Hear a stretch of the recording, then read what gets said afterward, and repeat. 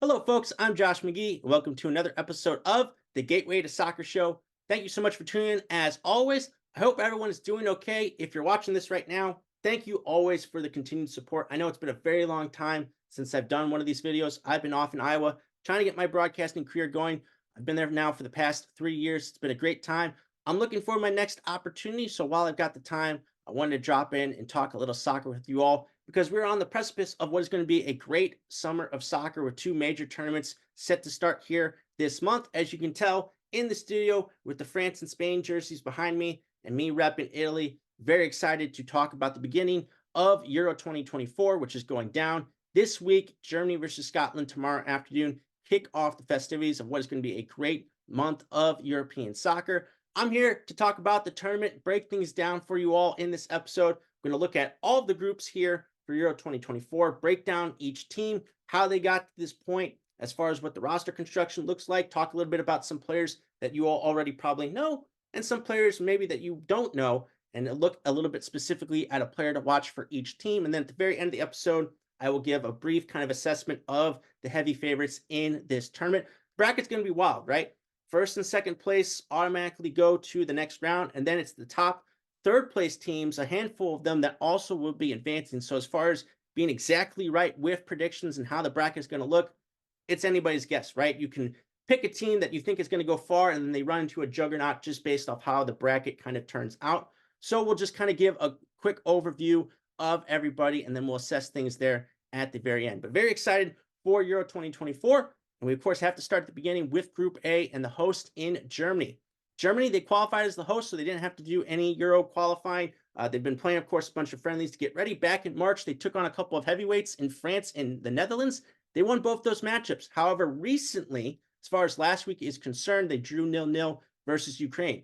Germany are led by Julian Nagelsmann, the former coach of RB Leipzig and Bayern Munich. He plays a very aggressive, easy on the eyes type of style of play. He's got the horses to do it. He's still implementing some of the next generation of German stars, and of course, still has some old heads that will be leaned on here and possibly could be making their final appearance for the national team at a big time international tournament. You got Manuel Neuer in net still, the Bayern Munich goalkeeper, still kicking, still doing great things there for Bayern Munich and for the German national team. You got guys also from Munich like Joshua Kimmich, like Thomas Muller, of course, who are going to be asked to do some things here and still contribute to this team. You got guys from different clubs as well. Ilkay Gundogan of Manchester City and Barcelona fame. He will be in the middle of that midfield. Kai Havertz after the move to Arsenal this past year. You know, varying degrees of success as far as goal scoring is concerned, but was still pivotal part of the Gunners during their Champions League run, their run at the Premier League title. As far as this roster is concerned, especially looking at the Bundesliga, of course, with Germany,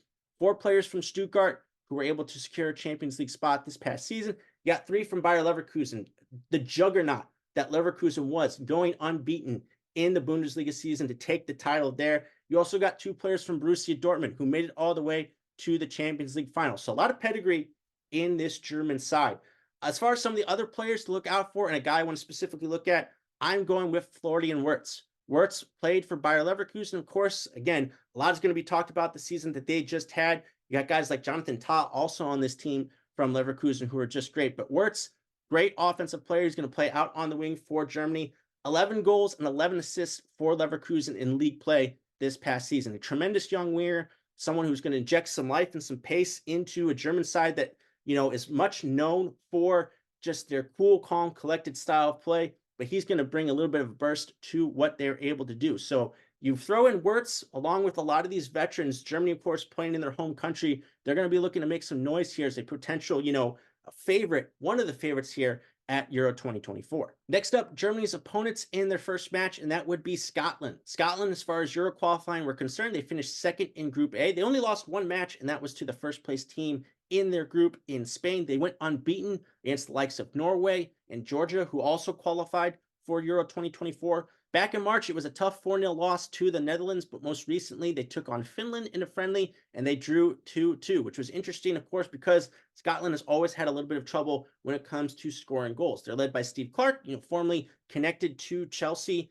And as far as this roster is concerned, it's a lot of the familiar faces that we've seen over the last few times that Scotland have been in major tournaments. You got Angus Gunn in net, he of Norwich City. Norwich, of course, were fighting to try to get back into the Premier League this year, just missed out in the end. One of their big stars, Andy Robertson, of course, from Liverpool, had a little bit of an injury scare recently in training. They think he's going to be okay, but there are some concerning signs there because Robertson very much had a tough season at Liverpool, had to deal with some injuries there as well. So one of your top players being hurt coming into this tournament, a little bit of a concern there. Kieran Tierney had a great season with Real Sociedad, of course, formerly of Arsenal as well. John McGinn, part of that great Aston Villa side that were able to secure a Champions League spot in the Premier League this season. He's going to be a big part of that midfield. You got someone like Billy Gilmore, who had a great season at Brighton as well. Che Adams is going to be expected to be one of the guys to lead the line for Scotland. 16 goals in league play for Southampton this past season, helped get them back to the Premier League as part of a promotion there. It's going to take a few other guys to do it for Scotland, and this is a pretty solid team. They do a good job of kind of mixing things up, creating a tough environment for their opponent, keeping things to a low scoring match. But of course, they've always kind of had problems with scoring, so they're going to have to get it from elsewhere. And one of the players to watch as far as potentially providing some scoring, maybe not someone you would expect when it comes to his play for his club, but for his country, it's a little bit of a different animal. And that would be Scott McTominay. McTominay, of course, from Manchester United. Again, not really a goal scorer by trade. He's a box-to-box midfielder, breaks up play in the middle of the park. But for Scotland, he's actually done a pretty good job. 7 goals led Scotland during qualifying. We've seen him score a couple of big goals in some friendlies and, of course, in some European championship qualifying matches. You think about the 2 goals he scored versus Spain in a win. McTominay can be one of those guys that can help out as far as the goal scoring is concerned. It's not going to be all about just the forwards for Scotland.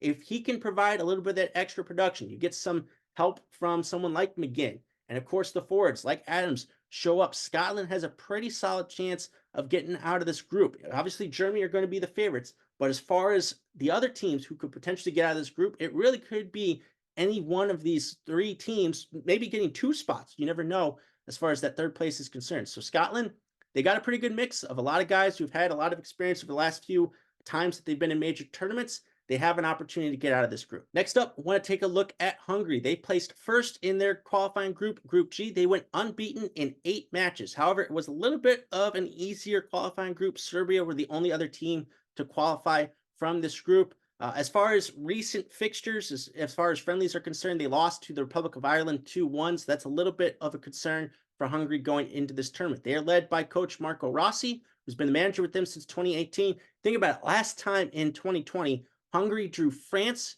Germany, and Portugal in the same group.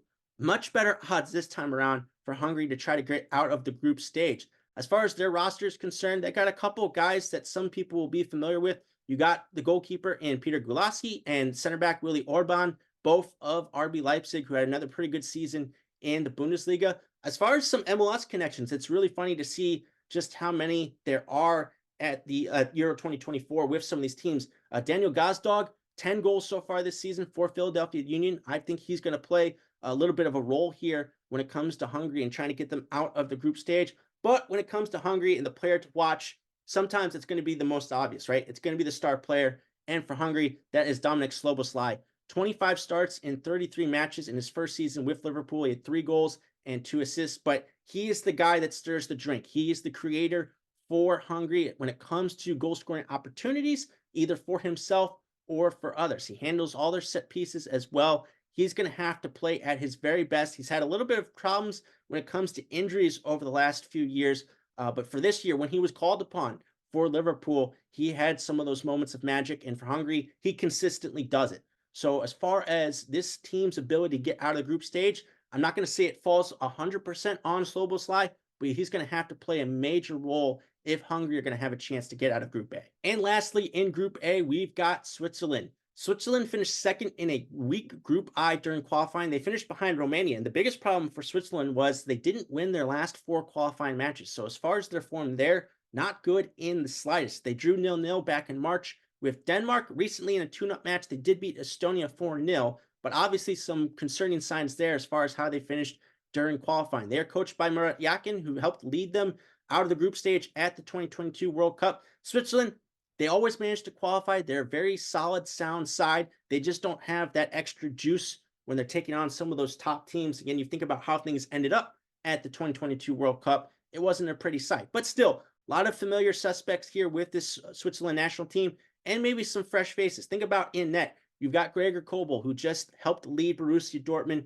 to the Champions League final. I would expect him to man between the posts there for Switzerland during this tournament. You've got a couple of great center backs in Fabian Schär from Newcastle and Manuel Akanji of Manchester City. Akanji is really spectacular, really helped out Man City again, winning the Premier League title. So you got a couple of great center backs there in the midfield. Granit Xhaka, kind of a renaissance year for him at Bayer Leverkusen. Xherdan Shaqiri, of course, very familiar face for the Swiss national team, someone who's going to be expected to create some goals. And again, some fresh faces in somebody like Dan Ndoye, who helped Bologna just a shocking run in Serie A to help them clinch a Champions League spot. He is a pacey winger on the outside, young, someone who can give Switzerland a little bit of a different dynamic.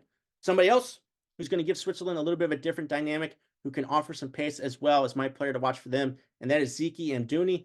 5 goals in 27 starts, 34 appearances overall in league play for Burnley this past season. I do know Burnley got relegated, but when you look at that roster and just the odds of them in the Premier League, it was a lot to ask for them. Amdouni was a bright spot for them as far as someone up top who can deliver goals and who's got some speed. It's something that Switzerland may have been lacking. You get one other. You still got someone like Breel and Bolo up there for Switzerland who can also do some of the same things. But as far as what Amdouni was able to bring to the table, pretty good in spots for them. I would expect him to play a role here. Switzerland, much like Scotland, pretty solid team. They're going to keep things low scoring in most cases, but do they have the goal scoring pedigree to help get themselves out of this group?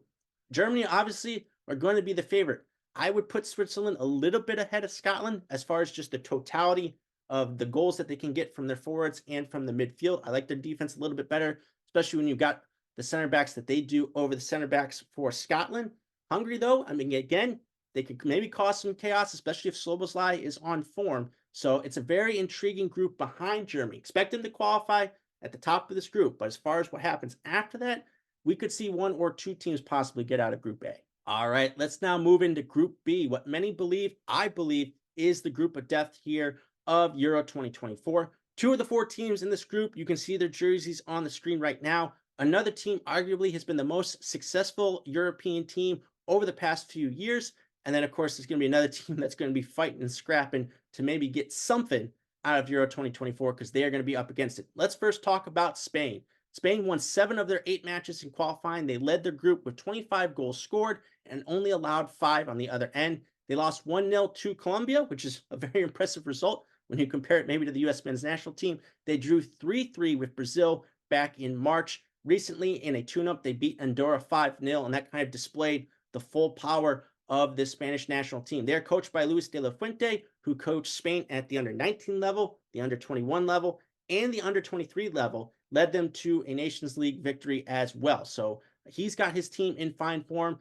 A lot of new faces on this Spanish roster, led by David Raya in goal from Arsenal, of course. He was brought in from Brentford. I believe they're going to make that transfer permanent this summer. Had a great season with the Gunners. Of course, some old heads, right? And some familiar ones, some championship winning players here in Danny Carvajal and Nacho for Real Madrid, coming off of, again, the La Liga victory and the Champions League final victory as well.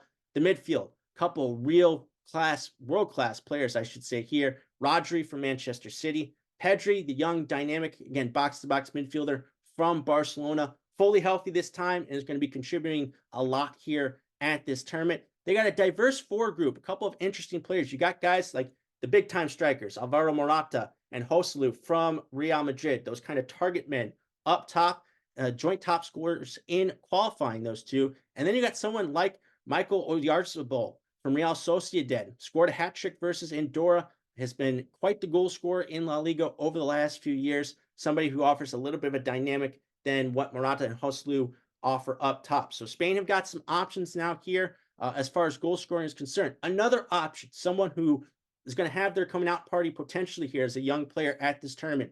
My player to watch for Spain is Lamine Yamal, 16 years old, made his debut for Barcelona this past season, 5 goals, 5 assists, 22 starts in 37 matches in league play for Barcelona. Just a tremendous attacking player, very dynamic, very speedy, just fun to watch, and someone who, again, much like the Spanish national team is going to give defenses fits on that side of the field. You kind of feel like, much like with Pedri, that this could be the tournament that really opens up people's eyes to the talent that Yamal possesses, and someone who's going to be featuring for the Spanish national team for a very long time. Spain, they're loaded pretty much everywhere, right? And even in the group of death, in my opinion, they are the favorites to get out of Group B at the top. Not to be outdone, however, are of course the reigning champions in Italy. They placed second in their qualifying group on goal difference, just ahead of Ukraine in Group C. They recently drew 0-0 versus Turkey, which is not surprising. Of course, the Italians love a good clean sheet, no matter how it comes to them here. As far as coaching is concerned, Luciano Spalletti took over after Roberto Mancini resigned. That was a little bit of a turbulent time for the Italian national team, but he has got them going in the right direction heading into this championship defense. Of course, still a lot of talent across the board, a lot of faces that helped Italy to that championship win all those years ago. Gianluigi Donnarumma, still one of the top goalkeepers in the world, had another good season at PSG. In front of him, some of the defenders to look out for. You got Giovanni Di Lorenzo, who's on the outside, had 6 assists at Napoli this past season, someone that gives Italy a lot of width and some attacking prowess going forward from his defensive position. Alessandro Bastoni from Inter Milan, another great defender to look out for, also from Inter, Nicolo Barella, who had a fantastic Euros last time out. He is back in the side. You've got Jorginho, of course. Many fans, of course, know him from his time at Chelsea and also this past season at Arsenal. Up top, Italy maybe don't have necessarily the same firepower that they used to. They still got Federico Chiesa, who had 9 goals for Juventus. It is key for Italy to keep him healthy during this tournament. He, of course, had a lot of injury problems over the course of his career. Keeping him healthy and keeping him in form is a big part of Italy and their success that they hope to have at the Euros. As far as a player to watch in helping Chiesa up front, I'm going with Gianluca Scamacca. 12 goals and 6 assists for Atalanta this past season. 6'5", 187 pounds. He is a load to handle up top. When he is in form, he's a fantastic striker, and he gives Italy that big of a punch up top. However, he has been kind of just inconsistent over his time, not just with Italy, but also with Atalanta over the course of his career. He can go through dry spells, and Italy cannot afford to do that.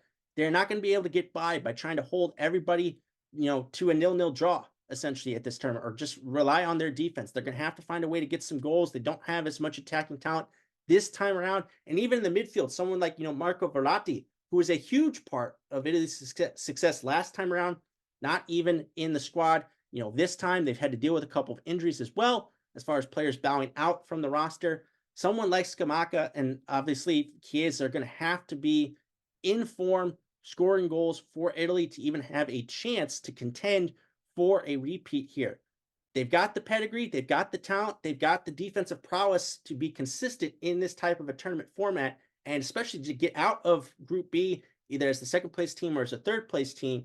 But going forward, defending their title, there are a few questions as far as Italy and what they can do as far as a deep run is concerned at the Euros. Up next, the hits keep coming in Group B. I want to talk about Croatia. Croatia finished 1 point behind Turkey in Group D in qualifying. They allowed a group low, however, 4 goals, and they were able to beat North Macedonia 3-0 in a recent friendly. They are led by Zlatko Dalic, who has helped lead Croatia to some of the best finishes over the past few years, second and third place consecutive finishes at the last 2 World Cups, and he led them to the Nations League final, where they unfortunately lost to Spain. As far as this roster is concerned, obviously most of the talent is in the midfield, but a couple of players to look out for, maybe defensively. You got someone like Josip Stanisic, who is playing at Bayern Leverkusen, wasn't always a consistent starter, but did play in a lot of matches over the course of their fantastic season. Of course, the big name, right? I mean, he basically made his bones at the last tournament for Croatia, securing a big money move to Manchester City. Joško Vardiol, fantastic center back, played on the outside a little bit, left back as well for Manchester City. Great defender, also very capable of going forward and bagging a goal for this Croatia side. Then you get to the midfield, right? Luka Modric, still chugging strong, still the face of this Croatian national team, helping out Real Madrid to a Champions League final win and a La Liga victory as well.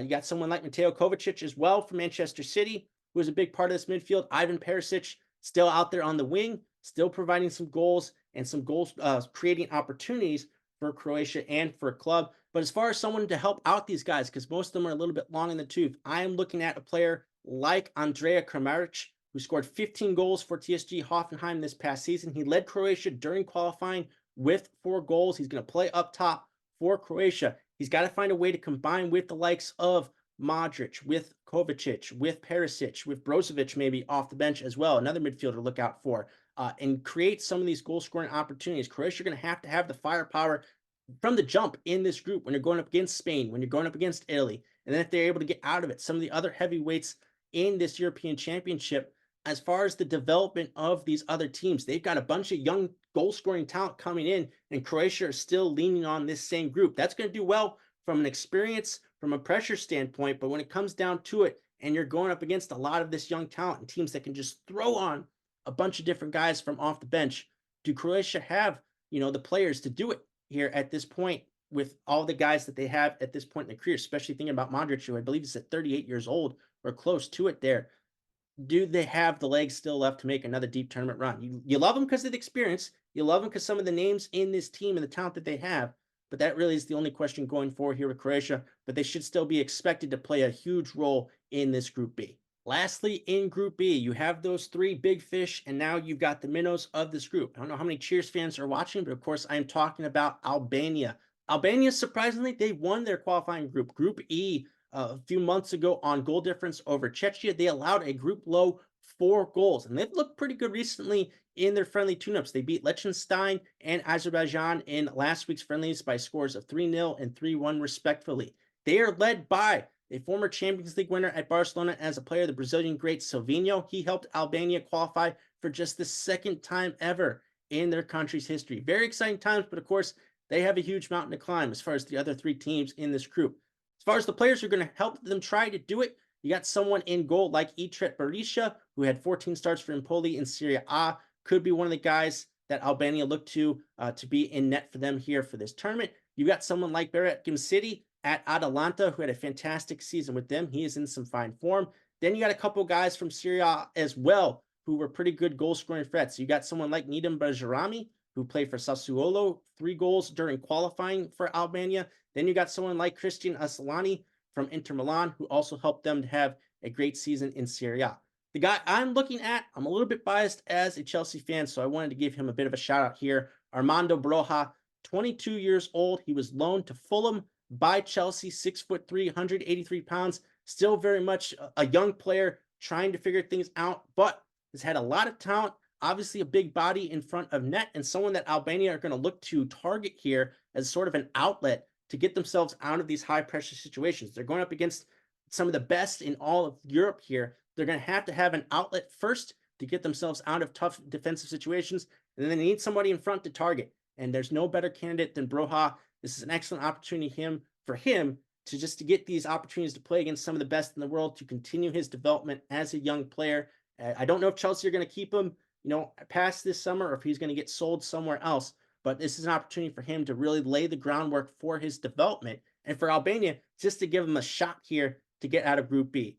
Obviously, don't like their chances. Don't think they're going to do it, but you never know. And it's still just about the opportunity to play on this stage for these types of countries that don't often get to see it. Otherwise, then, it's going to be a complete dogfight in this group. Each match between these 3 teams is going to be fantastic. I still think Spain are the heavy favorites because of their complete roster from back to front. Italy, they're the defending champs. You know about how good they are usually defensively. They'll cause some problems. Croatia is still Croatia. It's still the same dudes who have been finding ways to get to the ends of tournaments for quite some time. So you can't really count them out. If they can manage it and everyone's taking points off of each other, I could see these 3 teams all getting out of Group B. Up next, moving on to Group C, and to start things off, we got to talk about the headliner of the group, and that, of course, would be England. England went unbeaten atop Group C. They scored a group best 22 goals and only allowed 4 on the other end. They beat Bosnia and Herzegovina 3-0, but in their final tune-up before the Euros, they lost 1-0 in Wembley against Iceland, their old foes. And in that match, they only had 1 shot on goal out of 13. Definitely not going to quell some tensions and some fears over there in England. Of course, they're led by Gareth Southgate, who recently just said that he will quit if England don't win the Euros. So there's a lot of pressure on him to get things done. He, of course, has led England to the semifinals of the World Cup in 2018, the quarterfinals of the 2022 World Cup, but maybe a little bit more infamously in this tournament, they made it all the way to the final of Euro 2020. They, of course, lost on penalties to Italy. Looking to turn things around here and make that final step here at Euro 2024. As far as the group that's going to do it, A lot of big names on this team and a lot of young names as well on this team. Really could be a lot of breakout performances here at this Euros for England. Of course, still in net, you got Jordan Pickford of Everton. Obviously, it's not a big deal as far as Everton, their struggles. It's not on Pickford. He has been fantastic still in net. Funny thing about this roster, actually, when you look at it, it's a team I have 4 players from Crystal Palace. You think about the Manchesters, you think about Chelsea, Liverpool, Arsenal. No, it's Crystal Palace who are leading the way on this team. Very cool feature of this England roster. Elsewhere, of course, you got Kyle Walker, going to start right back for Manchester City. His pace and his ability to shut down opposing wingers is going to be a big time part of this team. Interesting, of course, when you look in the midfield, you got someone like Trent Alexander-Arnold, who's not going to play it right back, but England still want him out there thanks to his crossing ability, his playmaking ability.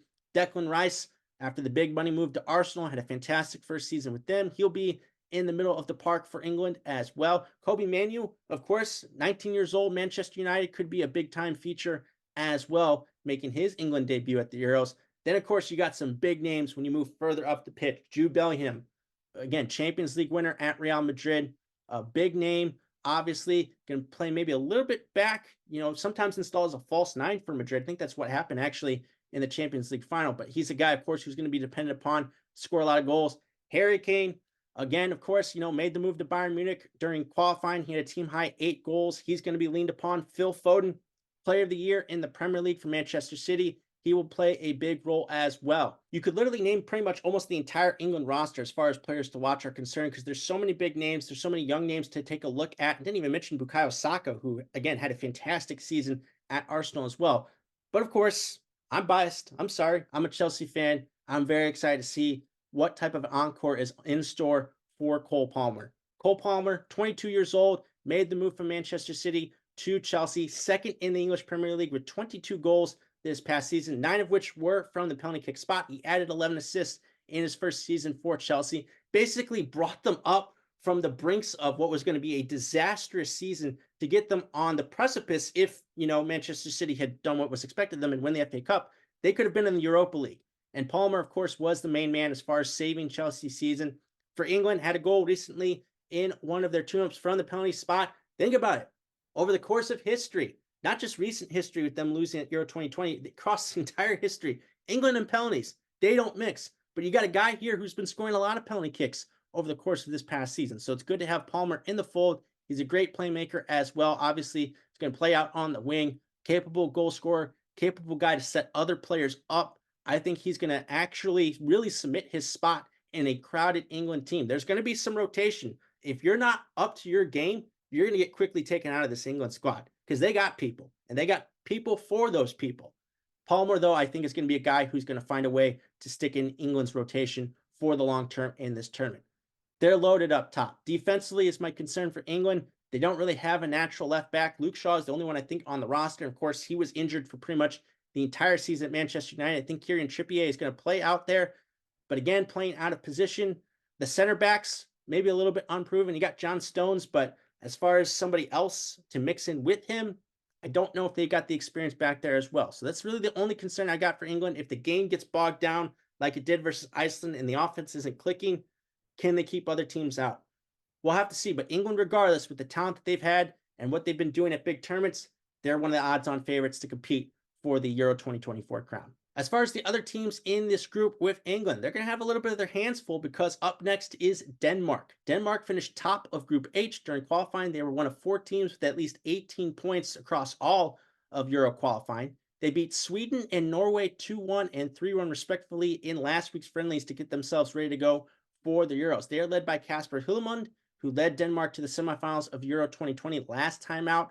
And again, as far as this roster is concerned, it's pretty much the same roster that got Denmark again to those semifinals back in Euro 2020. Kasper Schmeichel still doing great things in net. As far as the defense is concerned, you got someone like Joachim Mæhle out there on the outside, provides a lot of great width for this Denmark team. In the midfield, you got someone like Pierre-Emile Højbjerg playing for Tottenham, does a really good job of, breaking up play in the middle of the field, creating tackles. He'll be a big-time presence for them.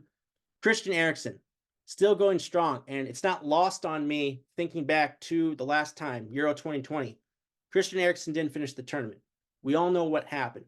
So the fact of the matter that he's back for Euro 2024 is such a cool moment, regardless of how he's doing. Just the fact that he is able to play in this tournament is really such a cool thing. As far as someone who's going to be joined with him and someone he's probably going to be feeding as far as potential goal scoring opportunities are concerned, Rasmus Højlund had an up and down season at Manchester United. Sometimes he was an extremely informed striker. Other times he was a big part of the problem why United struggled in the Premier League. But during qualifying, he scored a team high 7 goals for Denmark. So a young player up top who's going to try to add a little bit more of a goal scoring punch to this Denmark squad. As far as somebody else to look out for on Denmark, I'm going to go with Joachim Andersen. Talked about all those Crystal Palace players on the England roster. Andersen also a part of Crystal Palace. He started every match for them, 2 goals and 3 assists from his center back position. Plays great defense, is such a presence back there. Really did a great job, especially in the second half of the season for Crystal Palace. Really helped them finish on a high note. He's going to be depended upon here to help with that back line for Denmark. Trying to recreate the same magic that they had in the last Euros tournament. They found a way to overcome, honestly, some of the toughest adversity that a team could face, and they were able to get themselves to the semifinals. With this group, you never know. But as far as just getting out of the group, they're going to be pretty much be expected, I think, behind England to find a way to get themselves out of Group C. Now, while England and Denmark is the expected 1-2 of this group, there are a couple other teams here that could pose them some problems. One of them is Serbia. Serbia finished second behind Hungary in Group G during qualifying. They lost to Austria 2-1 prior to a 3-0 win versus Sweden in their final tune-ups before the Euros. They're led by coach Dragan Stojkovic, who led them to the World Cup back in 2022. As far as this roster is concerned, some of the same names that we've seen for Serbia over the past few years in big tournaments. Did want to give a shout out to Djordje Petrovic for Chelsea, who had a fantastic season as a fill-in for Sanchez, who was the goalkeeper who originally went down. They got from Brighton. Petrovic came in, stepped up, and had a great year. I don't know if he's going to start for Serbia, but he is there. Would love to see him get an opportunity in net. As far as some of the other big names of this Serbia squad, you got Sergej Milikinovic-Savic in the midfield, made the move to the Saudi League, but of course still doing great things. He will play a pivotal role, especially offensively for Serbia. You got Dusan Tadic still, formerly of Southampton, doing great things out there on the wing. Alexander Mitrovic, another player that moved to the Saudi League, formerly of Fulham.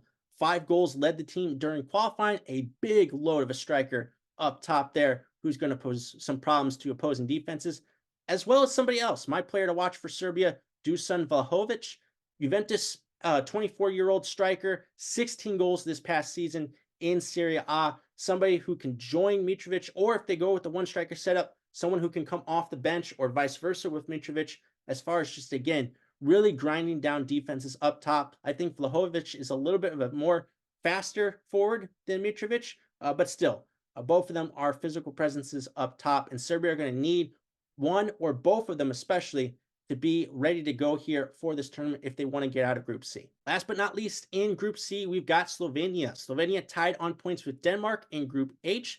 People will remember back in January, they beat USA in a friendly 1-0. They also beat Portugal by a score of 2-0 in March as far as the friendlies are concerned. Recently, over the past week, though, kind of a mixed bag of results. They beat Armenia 2-1 before drawing 1-1 with Bulgaria. As far as this roster is concerned, obviously not a country that maybe everybody knows the players on, but most people will be familiar with their goalkeeper, Jan Oblak. He has been in between the pipes for Atletico Madrid over the course of what has been a sustained period of success for them, not just in La Liga, but also in the Champions League. He is somebody who can keep them in games just by himself, as far as being a steady presence back there in net. As far as some other names, again, talked about the MLS connections. You got someone like David Brecalo for Orlando City SC, who's going to play a role here for Slovenia at the Euros. Elsewhere, you got someone like Andreas Sporar, 8 goals for Panathinaikos, 3 goals and an assist during qualifying for Slovenia. He's going to be a big-time player in the offense. Then you got someone like Josip Ilic, 36 years old. He hasn't played for a country since November 2021. Back in the side as an experienced player for Slovenia, trying to help them get out of this group. It's going to be very exciting to see him in the offense, but the guy I'm most looking forward to for Slovenia, offensively especially, is Benjamin Sesko, 21 years old, just signed a new deal with RB Leipzig. He had 14 goals for them this past season. He had 5 goals for Slovenia during qualifying to lead the team. A very exciting young player. That's what this tournament is really all about, just a format and just a stage for these young players to truly break out, especially those that people don't know about yet. Benjamin Sesko, definitely a name to look out for here for Slovenia. If he is continuing on with his progression and he continues to score goals, Slovenia could very much pull an upset here and get out of this group. Obviously, going forward, England are the big name. I expect them fully to at least top Group C. As far as everything else after that, who knows? But they should get out of this group as the leaders. Denmark, with their pedigree, their experience and talent, they should find a way to finish second. But Serbia and Slovenia, they are not to be taken lightly here. They've got individuals who by themselves can find ways to get them out of this group. So England, Denmark, some good early tests for them as far as defensively are concerned. As far as just their progress out of this potential group, this group, very underrated. England, obviously the headliner, but there's plenty to like about Group C. So that's the first half of the groups at Euro 2024. Now let's get to the second half, beginning in Group D with arguably probably the favorites for this entire tournament, and that, of course, would be France. France, they won 7 out of 8 matches to top Group B. During qualifying, they scored 29 goals. Amazingly, not the most by a team during qualifying. We'll get to them a little bit later on in the episode, but 29 goals, they only allowed 3. However, they were beaten twice by Germany in friendlies, and recently they drew 0-0 with Canada as far as the final tune-up is concerned over the past week before the Euros. But still, France, it's pretty much the same people, the same group of players, a little bit, couple of different new faces, but pretty much still the same group that has been dominating play here over the last few years, led by Didier Deschamps. He's led France to back-to-back World Cup finals and led them to a round of 16 loss, though, back in Euro 2020. So they're trying to rectify that despite their World Cup success over the last few years. As far as the roster concerned, it's a dream, right? It's an absolute dream. Looking at the defense, Benjamin Pavard, Dayot Upamecano are some of the other big names here. You got someone like a William Saliba for Arsenal who may not even make the starting 11, but is a tremendously talented center back. Really cool to see N'Golo Kante back in the team. Obviously made the move to the Saudi League. Obviously, of course, has been trying to stave off more injury trouble over the course of his career. Hopefully he can play a big role for France during this tournament. Antoine Griezmann still playing a role. Olivier Giroud still playing a role. Ousmane Dembele, of course, coming off the season he had for PSG, getting them to the semifinals of the Champions League. Someone who won the Champions League, and Aurélien Tchouameni, as well as someone being a young player who could potentially play a vital role in the center of the park for France. Big name, of course, though, Kylian Mbappe, fresh off of making the big move to Real Madrid. Obviously, of course, very excited to see what he can do there with Madrid having just won the Champions League final, what he's going to add to this team. He had 9 goals and 5 assists for France during qualifying. He, of course, is going to be the headliner for this French national team. He's going to be the #1 guy for teams to try to shut down on France's path to potentially winning the Euros. As far as a little bit off the beaten path, because France, there's just so many big names, right? I wanted to pick a player maybe not on everybody's radar. I talked a little bit about Tchouameni there. Another young player from Real Madrid, Eduardo Camavinga, 21 years old, Champions League winner for Real Madrid. Stepped in a little bit there for Tchouameni down the stretch. I think he started the final for Real Madrid versus Borussia Dortmund. Tremendous young player. And France, honestly, they've got all this attacking talent, but they're going to have to find a way to lock things down in the midfield and defensively. And guys like Kante, Tchouameni, like Camavinga, Adrien Rabiot even, maybe just a little bit, are guys that aren't looking to score goals. They're just looking to keep France in possession and keep teams from advancing into their attacking half. So Camavinga and co are going to obviously be favorite here at this Euros. They're obviously my favorite, honestly, to win the whole thing. They're a lot of people's favorites, but it really just comes down to the form of the players and the talent at their disposal. One of the teams that literally could probably start an entirely different starting 11 from game to game and still be dominant, honestly. So I think this group is going to give them a little bit of a good starting point as far as, roughing them up just a little bit and getting them ready for later on matches during this tournament. France, though, just based off roster alone, one of the overwhelming favorites here at the Euros. So France by themselves, tough enough draw in any group, but now throw in the Dutch, the Netherlands. They finished second behind France, ironically enough, in Group B during qualifying. Their only 2 losses were against Les Bleus.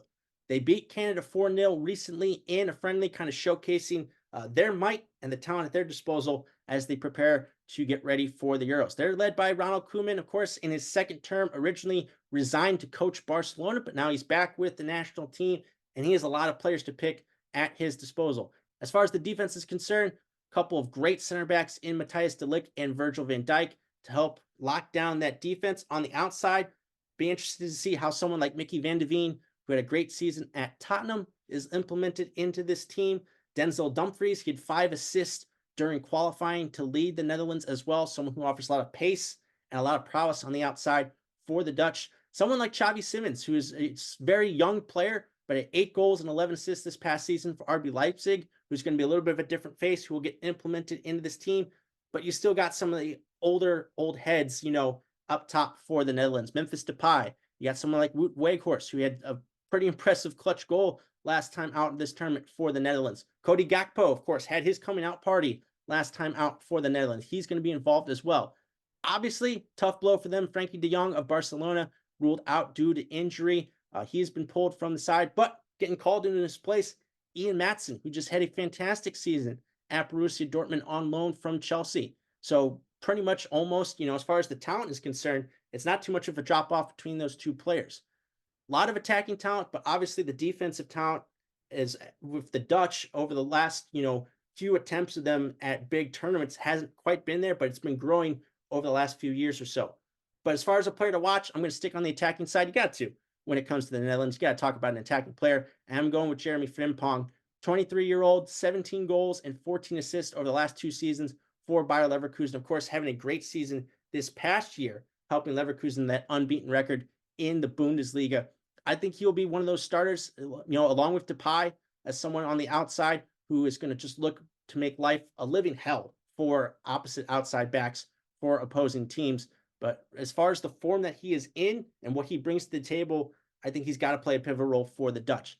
Obviously, it's a tall task with France in front of them. They're probably going to be looking to, do their very best against France. I don't think they're going to knock them off, but as far as securing that second place spot, they will be expected to be the favorites here in Group D. As far as the other two teams in Group D, they sport the same colors and they sport the same chances of getting out of this group. First off, let's take a look at Poland.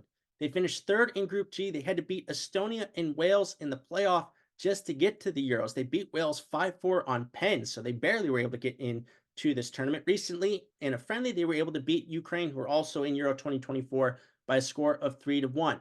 As far as the roster is concerned, they've got Wojciech Szczesny still in goal. Szczesny, of course, of Juventus. Then you got someone like Bartosz Sliz of Atlanta United. Again, talking a little bit about the MLS connections. He's been a big part of Atlanta's season so far. Hopefully, he'll be able to play a role for Poland. Pedor Zielinski from Napoli, also an offensive name to look out for here at this tournament. However, there's a little bit of a problem up top. First of all, I talked about that friendly against Ukraine. It came at a heavy price. They lost one of their strikers, Arkadiusz Milik, who has played a big role next to the guy I'm going to talk about here in a second. Over the course of Poland's tenure, he is out of this squad due to injury. And then, unfortunately, Robert Lewandowski, 35 years old, still kicking. He just had 19 goals for Barcelona this past season. He's still the talisman for this Poland side. He has already been ruled out for the first match of group play for Poland and possibly more. If Lewandowski is out, Poland have got no shot. They just don't have anybody else around Lewandowski who can truly be relied upon to score a lot of goals. Now, a player to watch instead of Lewandowski at this tournament would be 24-year-old Jakub Kiwior.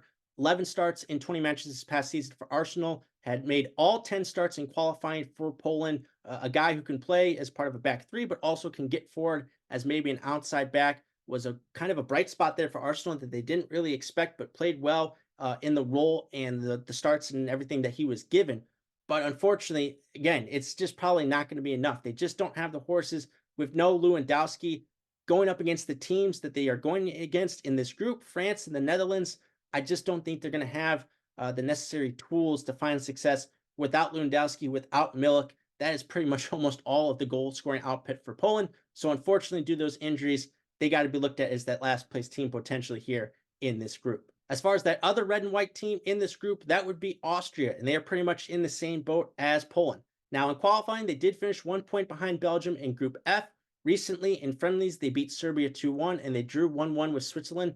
They're led by coach Ralf Rangnick, the former RB Leipzig coach, reportedly turned down Bayern Munich in April. That would have been a fantastic job, but wanted to continue on with the Austrian national team. As far as the roster is concerned, looking at the defense, you got someone like Maximilian Wober, who is a good option either at center back or maybe playing outside for Austria. One of the stars of this team, Marcel Sabitzer, just had a fantastic season at Borussia Dortmund, a great center midfielder who's going to be responsible for creating a lot of the offense for Austria. You also got someone like Konrad Laimer, played a little bit at Bayern Munich this past season. Marko Arnautovic at 34 years old, still kicking, still going strong. He'll start up top in some variety for Austria here. Now, as far as a player to watch, joining the likes of Arnautovic and for Sabitzer, I got to go with Christoph Baumgartner. 3 goals and 2 assists during qualifying for Austria, 5 goals this past season for RB Leipzig. He's a guy who can play just behind the center striker in the middle of the field. He can play outside as well. He's got to be a part of this group in order to try to create some goals. Austria, they're up against it as well as far as injuries are concerned. They're missing their first choice keeper in Alexander Schläger, and they're missing their best overall player and captain, the Real Madrid star, David Alaba. He's out due to injury. He'll be with the team in some type of a pseudo coaching role, but obviously they need him out there on the field. Austria, much like Poland, tough to overcome these injuries. I don't know how they're going to be able to score with the likes of France and the Netherlands and be that dangerous of a caliber of a team to get out of this group. So unfortunately, I think the odds are very much stacked against those 2 other teams, mostly in part due to the injuries that they've suffered as of late.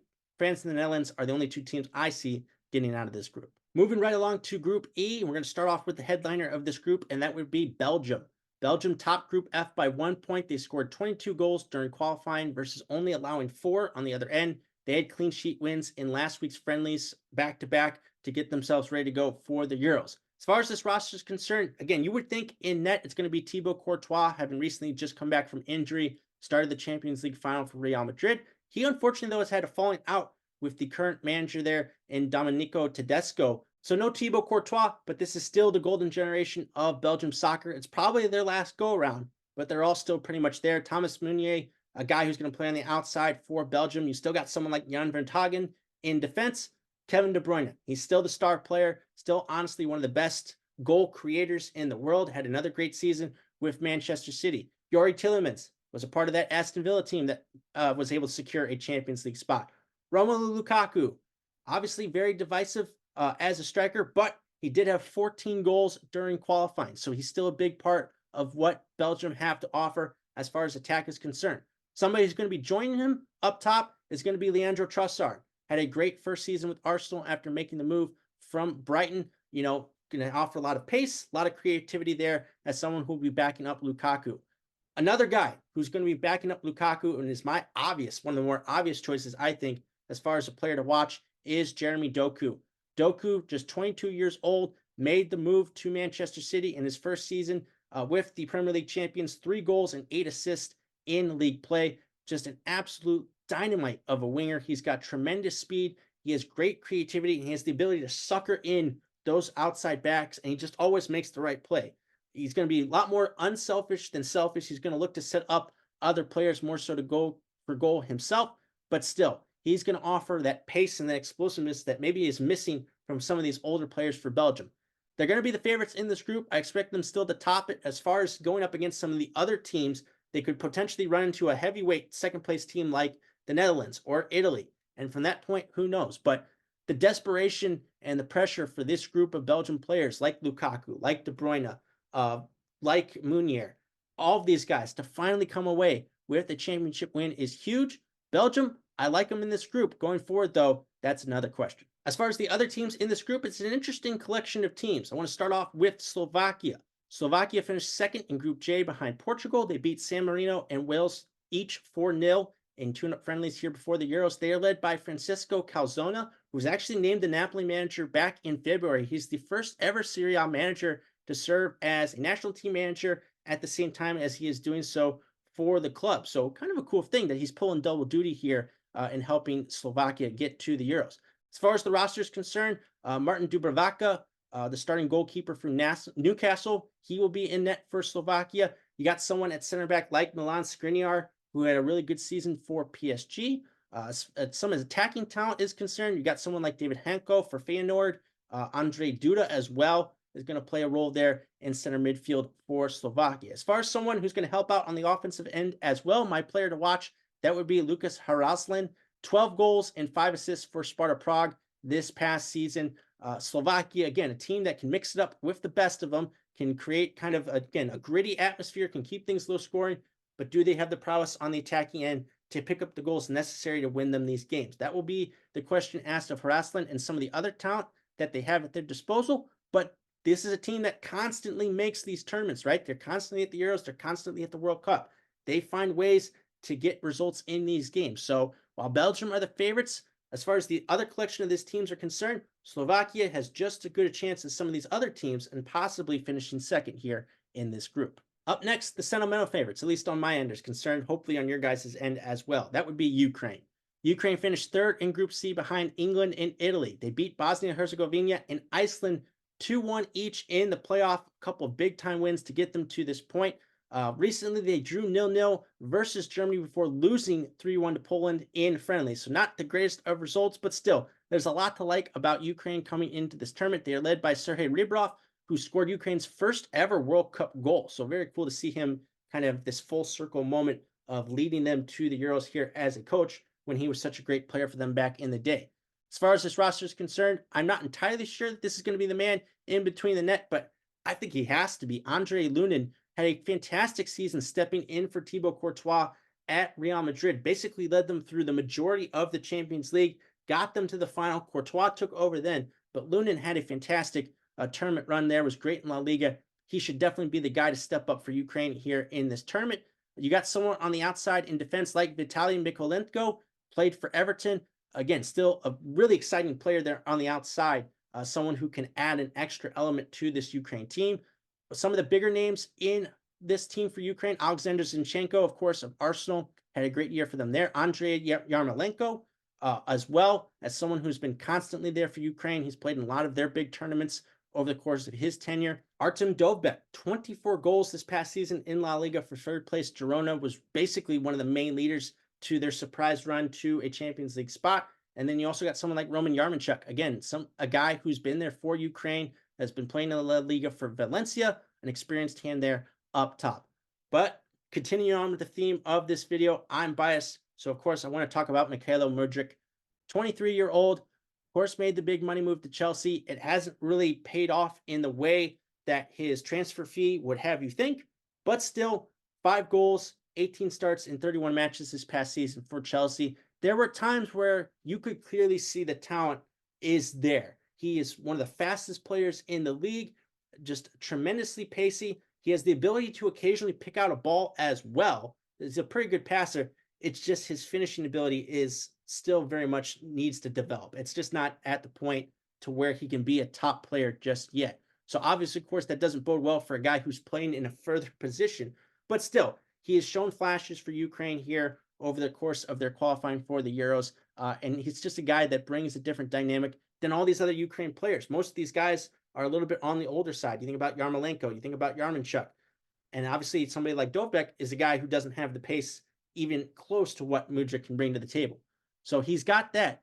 Can he find a way to, when he gets into those positions, make the right play, get off a actual good, decent shot, or can he pick out the right pass? If he can, and he can discover himself at this tournament, well, yeah, of course, I'm excited as a Chelsea fan for what that could mean. But for Ukraine, getting out of this group, it would mean the world to them. So I think just because he's a young player, he's got that speed.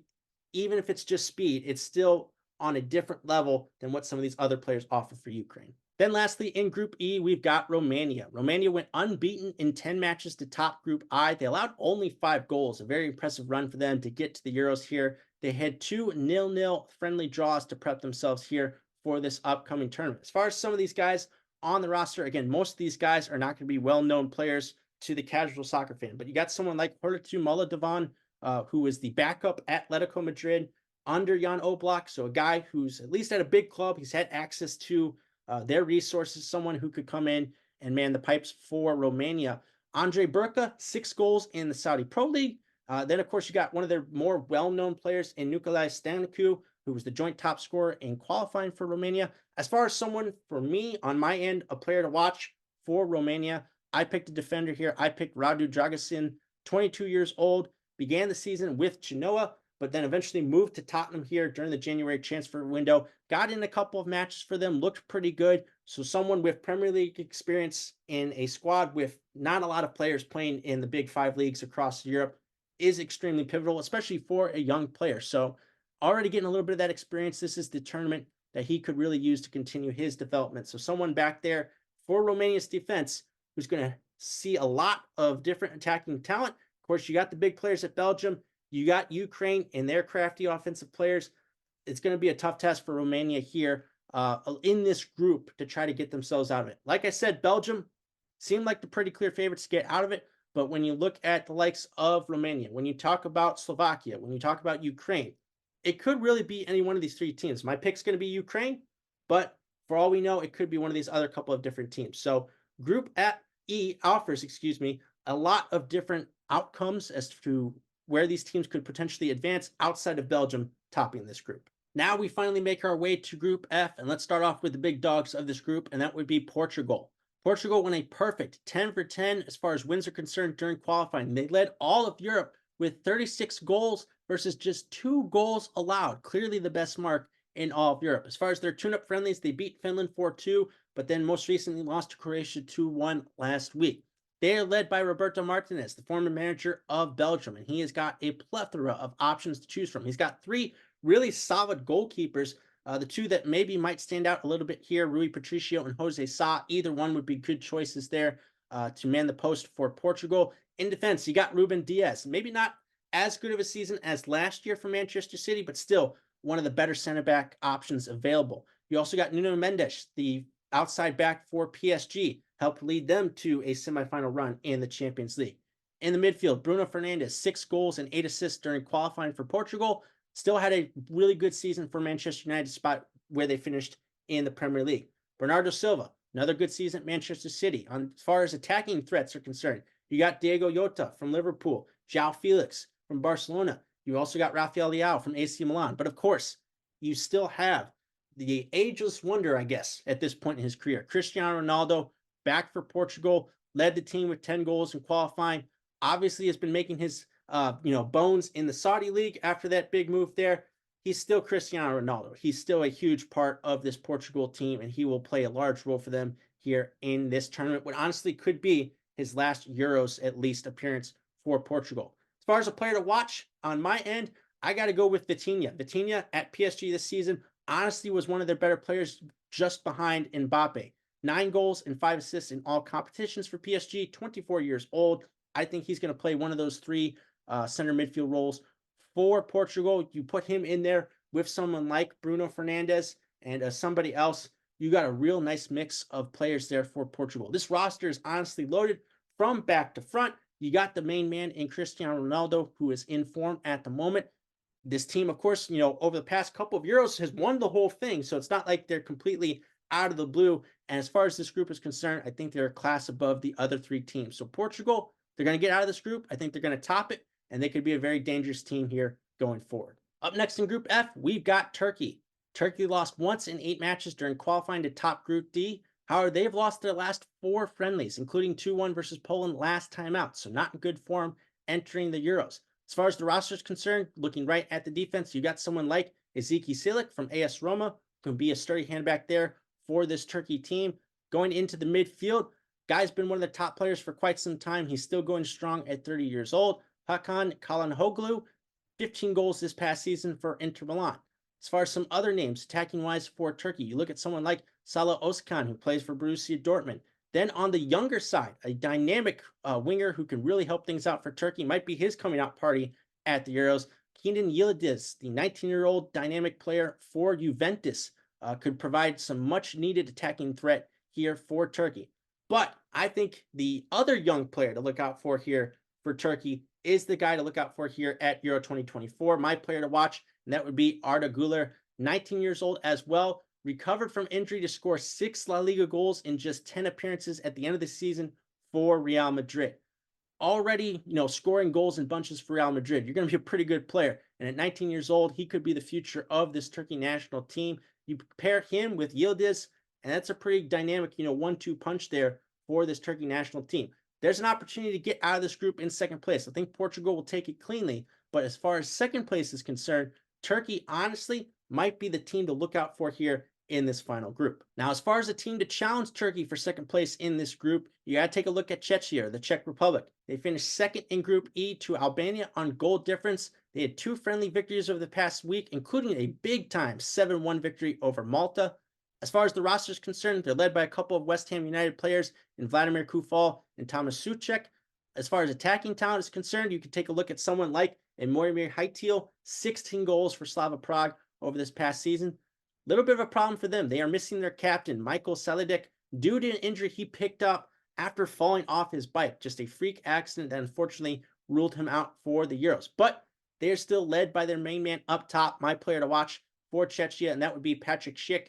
13 goals across all competitions for Bayer Leverkusen this past season. He was the joint top scorer of Euro 2020 with Ronaldo. Think back to that amazing long-distance goal that he had, was kind of like the big exclamation point at the start of the tournament, but eventually it was Schick helping things out there, scoring those goals and keeping them in it. He's going to have to be responsible for nearly the same type of production if Czechia really want to get out of this group. But if you got someone like Schick up top, you got some help in the midfield, and you got a couple guys in Kufal and Suchek who played in some big games in the Premier League for West Ham, you can't count out Czechia in this group. Going up against Turkey, they're going to have an opportunity to get out of this final group. And now we finally get to the very last team involved in Euro 2024. They are certainly not least very excited to talk about this team, and that would be Georgia. No, not the state of Georgia, the country of Georgia. Low-hanging fruit with that joke, but still very cool to see Georgia in Euro 2024. They've qualified for their first ever international tournament here after making the playoff thanks to winning Group C of the UEFA Nations League. They beat Luxembourg 2-0. Then they beat Greece, of course, formerly 2004 European champions. They beat them 4-2 on penalties to qualify for their first ever tournament. Very exciting times for the country of Georgia. They are led by manager Willy Sagnol, who was the former manager of the French under-21 team, also was interim coach at Bayern Munich a few years ago as well. He has helped get them to this point, and this is a roster that, even though it's their first time making a big-time international tournament, there's still a lot of decent talent here that's finally going to get the stage necessary to showcase some of that talent. Now, of course, being a broadcaster, I take pride on getting names correctly, but these are some tough names, so I'm going to take it slow here, but some really cool players to highlight from Georgia's national team. Starting off with their goalie, that would be Georgi Marmadashvili, #1 keeper for Valencia in La Liga over the past few years, has really helped giving them a solid floor. They haven't really dipped too low in the table since he's been in net for them, and now he's going to have this opportunity to be Georgia's #1. In defense, you got someone like Solomon Kirkvilia, playing in the Saudi League, doing a solid job for them as well. I've talked about the MLS connections, and I've got another one here in the form of Saba Lobzanidze, 4 goals in 16 starts for Atlanta United so far this season. He will be a big help for Georgia in the midfield. But as far as the player to watch for Georgia, it's pretty much the same situation as I talked about with Dominic Szoboszlai. Sometimes the player to watch is the very best player for that particular national team, and it gets no bigger here than the top player for Georgia, and that would be Kavicka Kvaratskhelia, 23-year-old, playing for Napoli, 25 goals and 21 assists across all competitions over the last 2 seasons for the Serie A Giants. Led them to the Serie A title in the 2022-23 season. He's a small player, but man, is he dynamic. Just so great with dribbling, able to bring players into the play, get them their goals, but also score goals for himself. He's got the nickname Cavaradonna, nicknamed after Diego Maradona, again, famous Argentine World Cup winner, but also made his bones at Napoli. To get that high of praise already from Napoli fans is just truly amazing. He's finally going to have this opportunity on the big stage to represent his country. I don't know how many games Georgia is going to get, but the fact that we get to at least see him for 3, very exciting for those who don't get to regularly see Serie A. So to get to see, Cavaradonna, because it's easier to say, on this big stage, we'll see what he can do for Georgia. If he's in this type of form that he's been for Napoli, who knows? Maybe they have an outside shot, maybe to finish 3rd in this group and to get out of it. It's going to be a tall task for them. I think Portugal, heavy favorites here in Group F. Then you've got Czechia and you've got Turkey battling it out for, I think, one more spot. Georgia, hopefully they give us some moments. Hopefully you get that huge moment of scoring their first goal for their country at this tournament. That'll be so cool to see. One of the better stories here at Euro 2024, and a great story to wrap things up here in Group F. So here we are at the end of the episode. That is all the teams that will be competing at Euro 2024. As far as, those teams that are expected to compete for the final to get to that trophy, France, I think, are the obvious big time favorites based off the roster that they have and the experience and where they've gotten in these last few major tournaments. As long as they don't let their ego get to them, as long as they don't self destruct, which France has been known to do sometimes, I think they are the heavy favorite to take home the Euro 2024 championship. On a tier just below them, I would have Spain and England, especially with the attacking talent that both teams possess. Then you go a little bit lower. I'd have the Netherlands. I think they can find a way to shrug off France in that group and navigate the bracket to somehow compete here at this tournament. You can't count out the defending champs in Italy, no matter what. And then Portugal, based off the talent that they have, the start that they get with their group, and Cristiano Ronaldo, the fact that he's scoring goals, you cannot count them out of this tournament. There are going to be a few other teams. You could throw maybe Belgium in there. Germany, they're the hosts. Can't completely count them out. But again, it's going to take a lot for these other teams to catch up to England and Spain, and then especially France. There are going to be some upsets. There are going to be some teams that surprise us. There are going to be some ugly, bow outs of this tournament. But that's what makes these types of tournaments so special. So very excited for Euro 2024 to kick off tomorrow afternoon, to watch it all the way through. That, of course, then will be joined by Copa America. And before I sign off here, I do want to let everybody know I plan on doing another video previewing Copa America, of course, with some heavy U.S. men's national team conversation. I also am hoping for the local viewers here, talk a little bit about St. Louis City SC. I usually try to stay out of it because there's so many other great options as far as podcasts are concerned. Everybody's doing just a tremendous job. Love consuming everything that is available to us City fans that I don't want to dip too much into it, but again, it is City. I do want to talk about them a little bit. So look for that episode next week, Copa America preview, a little bit of St. Louis City SC talk as well. But appreciate you all tuning in to the Gateway to Soccer show once again. I know it's been a while. Hopefully it was worth the wait. And I don't know. We'll see, down the line what I can do with this show. If you want me all to make more episodes, we can find some time. I'll try to make it happen. But just wanted to come back, talk a little soccer ahead of what is going to be a great summer here for soccer fans. So appreciate you all watching as always. Look forward to talking about Copa America, the U.S. men's national team, in St. Louis City SC next week. Take care. Talk to y'all soon.